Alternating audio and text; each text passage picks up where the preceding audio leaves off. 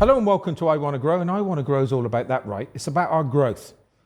But today is a little bit different. Today we are celebrating 90 years of the British Council, and they are creating ripples all around the world. Today we've got a special guest. Maryam, thank you so much for coming on our podcast. And thank you. Please introduce yourself and tell us exactly what you do. Thank you for having me, Steve, and thank you for British Council to have me part of this series of podcast. I'm Maryam Al Saad. I work in Katara as CEO of Katara Public Diplomacy Center, as well as Secretary General of Global Public Diplomacy Network and International Affairs Director. That's a lot. Yes, it's a lot. What's your normal week like there? Culture, busy, trying to find some time to do social activities. But what's interesting about culture and Katara, that is part, you don't need much of free time because culture is very interesting, very fun. So you don't feel like you go to work every day. This is how I feel. So, what's it like working in probably one of the most iconic cultural places in Qatar? As you said, it's one, or Katara as in general, is the cultural hub. We are known for our cultural activities, being the hub of an amphitheater, opera house, which is the only one in Qatar, lots of indoor exhibitions, outdoor festivals, annual festivals. So going to Qatar every day doesn't feel like going to work because it's vibrant, it's new.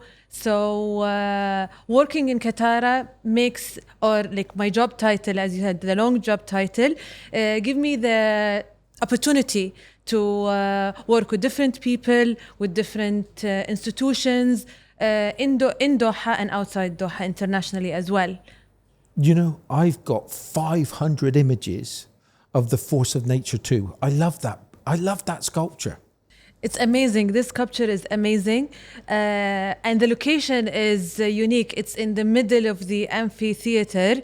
As I said, the amphitheater is the only amphitheater in Qatar and in the region that has that's faced the sea on one side. And this sculpture is one of many sculptures we have in Qatar. But I totally agree. It's very, very unique. I can't stop. Every time I go there, I have to take a picture. Every time I go there. When you started work there, what was it like? Since the beginning, yeah. What was it like to go there and knowing that you're going to represent so much of that place? I started working in Qatar since the beginning, 2010. Back in 2010, not much people knew what is Qatar about. So we had only the theaters, few restaurants, and now we grew a lot. So now we have the commercial side of Qatar, many more buildings and institutions that are located in Qatar that help the mission and objective of Qatar, such as Doha Film Institute, Qatar Music Academy, Qatar Philharmonic Orchestra, and many others that complement the idea of Qatar, and they work with culture. Also, we have many hotels that opened recently in Qatar, a spa and a gym. We have the hills where lots of people enjoy like walking in these hills. I enjoy walking. Yes. So, I love that stream that's coming from the top all the way down. Yes. I love jumping on the rocks at the bottom to take better photography. Yeah, we consider Katara as a village where everyone can do and come and enjoy what they want to do in Qatar. You can enjoy a performance and then have dinner, enjoy a family day on the beach. There's lots of beach activities. So we grew a lot since 2010, and I'm very proud that I'm there since the beginning. You help so many young artists. I've been there to so many different exhibitions, art exhibitions there. And you're doing so much for culture, the murals on the side of the buildings. It's like you're really doing something to kind of, for somebody to leave their mark. Yes, as part of the Katara mission is to have murals around Katara. Visitors can walk and enjoy seeing different murals from different regions and from different countries and artists. Talking about that, we have two murals from in collaboration with the British Council. In 2022, the World Cup year, we have worked closely with the British Council to do two murals. One of the murals were or both of them were with Welsh artists. One of them was the national Welsh flower. It represented the national flower of Welsh with the Qatari lilac color. So it was combining both countries in one mural, as well as representing the year of the inauguration with the football being there. This year was also the year of Sport for Good, where British Council celebrated that idea, and we came up with this mural. Also, it was a collaboration between the two Welsh artists and a Qatari artist, Muna al-Badr, and we came up with this mural, as well as there was another mural which was opened the same duration. It's three words, it's unity. So it's unity in three languages: Welsh, Arabic, and English. And it was very interactive mural because the visitors coming to Katara contributed to this mural until it came up to that end of that mural. Yeah, it's just fascinating there because you've got there's so much to do there. At first you think to yourself, I know in the early days there wasn't very much to do there, but now you do so many different events and you get so many different people coming there. The weekends it's full. Yes, we have all around the year lots of activities and festivals. So we celebrate annual festivals that represent the Qatari culture. Such as the Dao Festival, which happened every year in December, Suhail Festival, which is falconry and hunting exhibition that happens every September, the beginning of the hunting season in September. We have agriculture festival, and that's called Halal, so it's more of livestock and agriculture, Halal Festival and Mahasil Festival. So we're trying to cover many national interests and national culture. Also we celebrate sport days, national days, Eids, really and the big. two Eids as well. Having said that, as well as we try through our annual schedule to celebrate the international festivals, culture, to consider ourselves as a hub. We bring lots of cultures from different countries. As you mentioned, we have lots of artists, exhibition, live performances, music, opera, in the indoor theatres and the outdoor theatres as well. I must admit, I've never been to the opera. I can't wait to go to that one. But I think I've been to a lot of I love going to when they've got the dates. When you've got the date festival there, sometimes you've had that there. I loved the Arabian Horse Festival. It's wonderful. But some of those horses sells for staggering prices. How much do they sell for? The Katara Arabian Horse Festival has been like a milestone for Katara now since 2021, which was the first edition. Arabian horses, yes, they are expensive and they are very precious for their owners, for the stables, for Katara, for Qatar. Talking about the prices, in one of the auctions, like one of the embryos, we're not talking about the horse, one of the embryos were sold for few $millions. So you can imagine how these horses are like really expensive. And they the are industry they're prized possessions, right? Yes. I've been lucky enough that I went to the veterinary place in Qatar Foundation, and you've got 8 world champions, I think. There. Yes. Unbelievable. Yes. Most of the world champions are from Qatar. Yeah. So it's a huge, expensive industry. And we're happy that we're enjoying these Arabian horses. And also the festival, it's not a festival itself, it's a championship. Also the prizes for the championships is millions and millions of dollars for the winners. And there's a lot of work that goes involved in this. You have a whole structure built.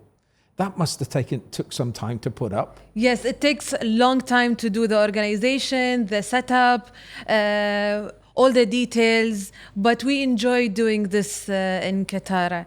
And we're happy that we're hosting it every year. Okay, it's the place of culture, yes. Without a shadow of a doubt. You've got so many different cultures that go there, so regular. The food there is incredible. For every walk, you can buy something for 10 riyals. You can buy something quite extravagant. Talking about the cuisine in Qatar complement the idea from the beginning. We wanted a place where the cuisine complement all the cultures and all the countries. And what is unique about restaurants in Qatar, that we're trying to reflect cuisines from different countries and different cultures. So we have Turkish restaurants, seafood, Indian, as you mentioned. Also we have chapati and karak. We have Lebanese, another one of my favorites. Yeah, Qatari GCC restaurants, and lots of coffee shops from different countries. Chocolate shops. My favorite again.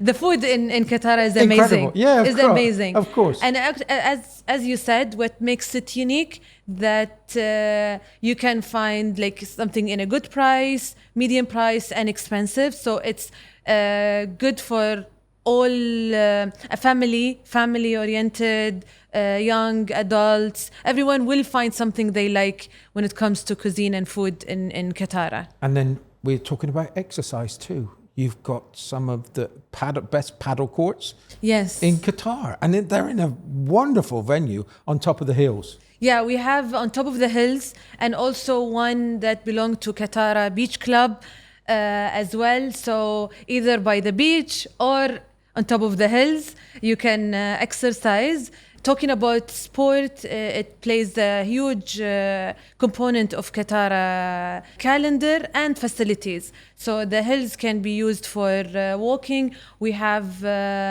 2 or 3 gyms because we have different hotels. Each hotel has their own gym as Katara Club House as well. Also walking around Qatar, it could be cardio and exercise. It's fantastic. It is fantastic. And I remember going into the health club there, and they've got a snow room.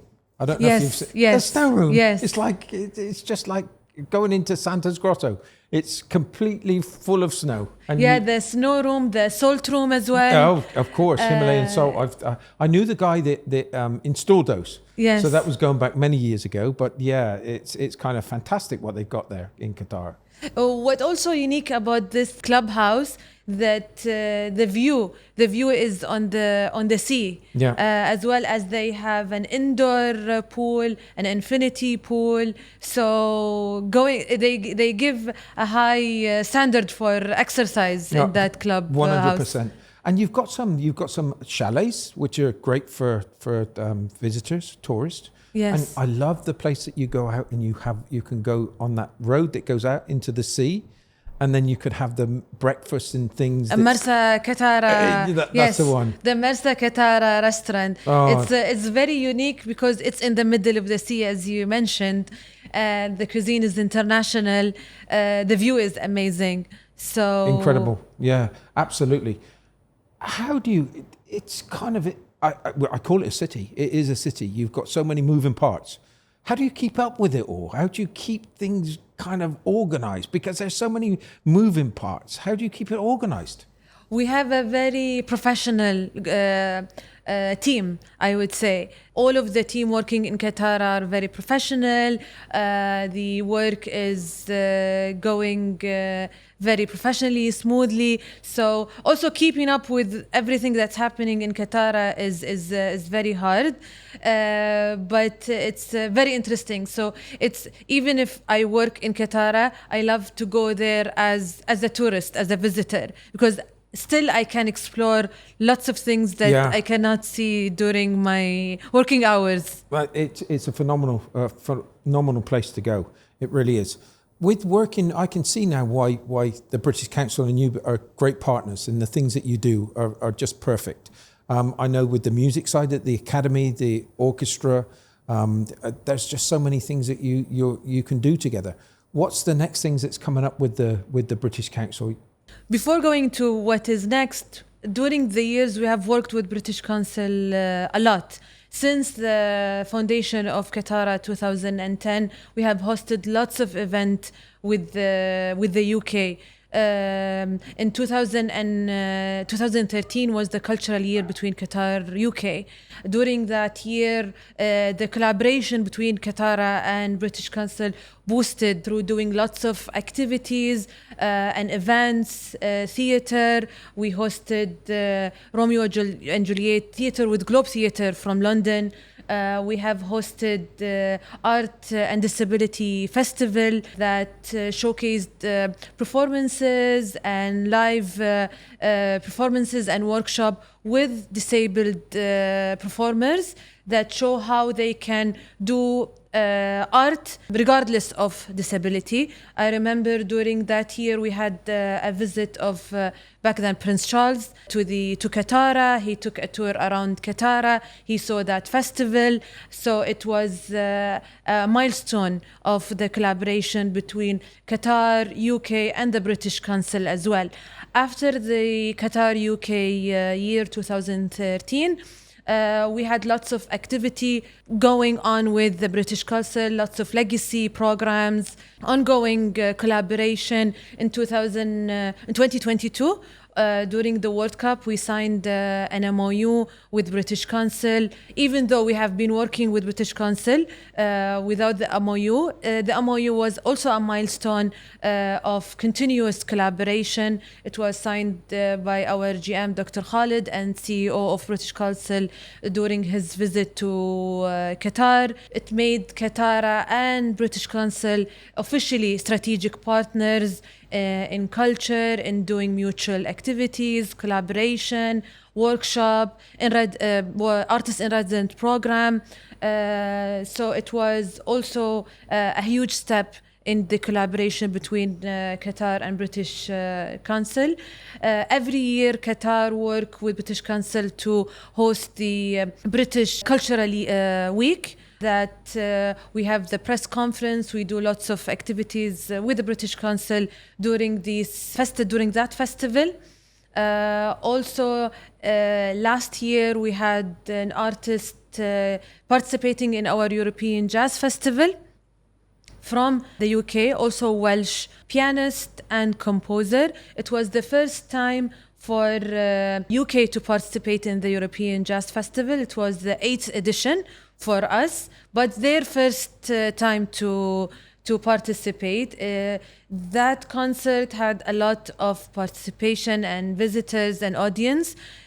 More than 2,000 from families, audience, visitors enjoyed that concert. So we have a huge history with the British Council.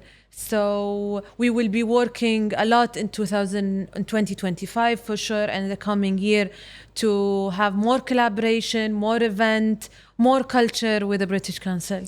There's a special relationship between the UK and Qatar, and I remember with the ambassador from the UK, he was saying how great that relationship is, and he gave the invitation for the Emir to come to London to get to be the state visit. Yeah, the state visit, which was he said that he couldn't believe when he received the invitation. He was so happy. And I think that's the bond that we've got between the UK and Qatar. And I think, if I'm not mistaken, it was the first state visit for an Arab country since King Charles became a king. 100%. So it's a huge... But it was the speeches that was given by... yes. I think I would. That's probably one of the most proudest things for me was when I heard the speech from King Charles. That was really special, because you could see the warmth between the countries, which is another thing that I feel that when I'm here, a lot of people like the UK. Yeah, and we felt it as well when we saw that speech, the effort between the two countries, the strength of the relationship. Saying the speech in Arabic gave it another depth. We felt it here also in Qatar. Sometimes we and especially me, sometimes you forget that the British Council has been here since 1972. Yes. It's incredible. And again, I talk about ripples, but the ripples that they're creating, they leave a legacy.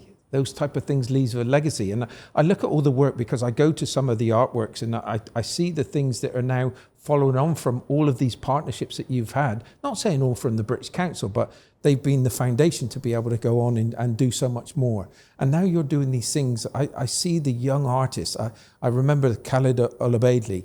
He had one of his exhibitions there where he was getting all the young artists together. It's really special what you're creating there, especially from everybody participating.